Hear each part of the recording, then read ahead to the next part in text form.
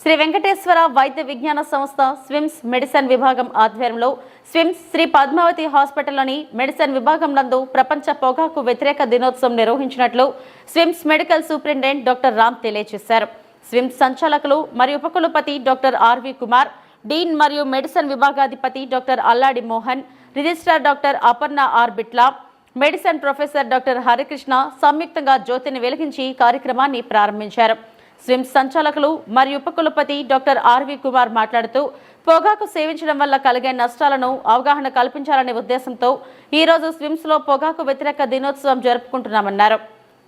దీని పర్యవసానంగా ఊపిరితిత్తులు పాడైపోవడం మరియు గుండె జబ్బులు, పక్షవాతం, రక్త ప్రసరణ ఆగిపోవడం, క్యాన్సర్ వస్తాయని, అదేవిధంగా శరీరంలోని ఇతర భాగాలకు సోకి మనిషి చనిపోయే ప్రమాదం ఉందని, అందువల్ల పొగాకుకు దూరంగా ఉండాలని తెలిపారు.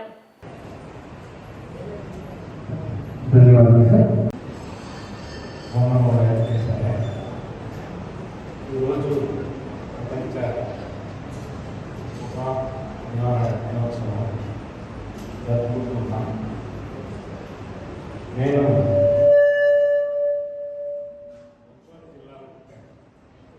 జిల్లా పొగాకు చాలా ప్రసిద్ధి చెందింది. మా బాల్యం అంతా కూడా చిన్నప్పుడు ఈ పొగాకు బ్యారన్లను ఉండేది. మన ఎండాకాలం అంతా కూడా వాటిలోనే ఆడుకుంటూ గడిపేవాళ్ళు. అక్కడే సినిమాలను కూడా వేసి చూపించేవాళ్ళు.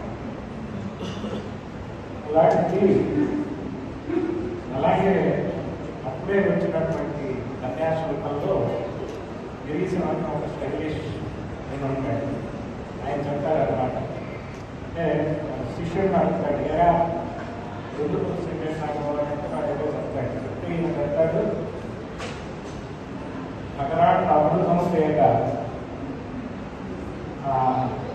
గరుడు పంతులు అమృతం తీసుకొని వస్తున్నప్పుడు అందులోంచి కొంచెం అమృతం చుక్క ఒకటి జారి నేల మీద పడింది. ఆ నేల మీద పడ్డ నుంచి పొగాకు చెట్టు వచ్చింది. అందువల్ల పొగ తాగని వాడు గుణపోత అయిపోతుందని అంటారు. అలా చాలా చిన్న వయసులో రకరకాలుగా వాళ్ళ పిల్లలు మోటివేట్ చేయడం, వాళ్ళు ఒకళ్ళని చూసి ఒకళ్ళు వాళ్ళు గొప్ప చెప్పి నేర్చుకోవడం, అలా పొగాకు అడిక్షన్ అనేది స్టార్ట్ అవుతుంది.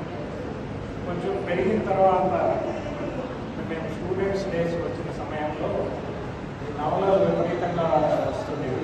ఒకప్పుడు చురుకున్నారని గోల్డ్ కన్సల్యాలి. అందులో హీరోలందరూ కూడా అలా స్టైలిష్గా పొగతాకుతూ ఇంద్రిగ్నులుగా మేఘాలు సృష్టిస్తున్నారని ఒక ఊహలాపం ఉండేదన్నమాట. అలాగా ఈ పొగతాకటాన్ని ఒక హీరో లక్షణంగా చెప్పేటప్పటికీ చాలామంది,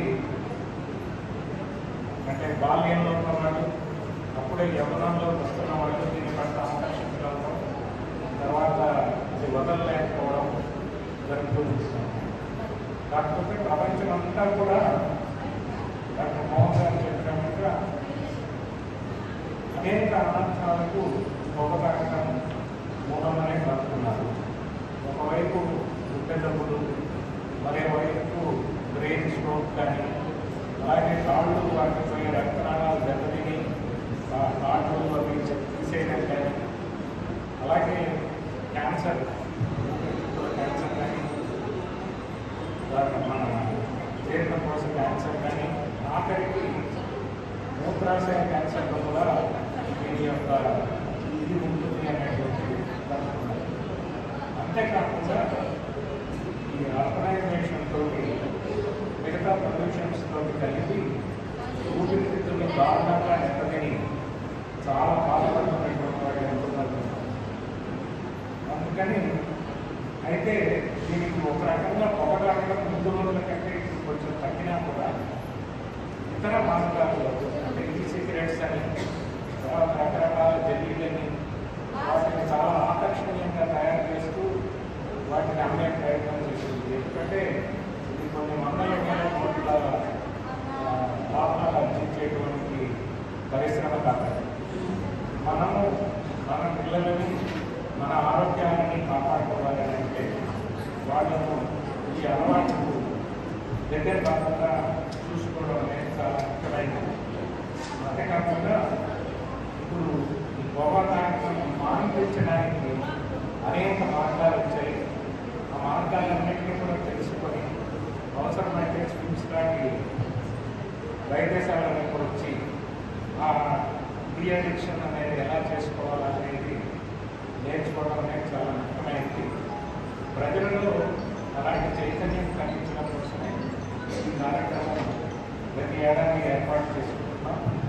ఈ ఏడాది కూడా ఈ కార్యక్రమాన్ని చక్కగా ఏర్పాటు చేసినటువంటి మెడిసిన్ డిపార్ట్మెంట్ ఫ్యాకల్టీ అందరికీ దీన్ని దిగ్విజయం చేయడానికి వచ్చినటువంటి మీ అందరూ వినడంతోనే సరిపోదు. మీ చుట్టుపక్కల ఉన్న వాళ్ళకి ఈ సందేశం చేరేటట్టుగా ఈ నో టొబాకో డేకి మీ అందరూ కూడా ఒక బ్రాండ్ అంబాసిడర్ లాగా వచ్చేయాలని కోరుకుంటున్నాను. శ్రీనివాసరావు విజయ్.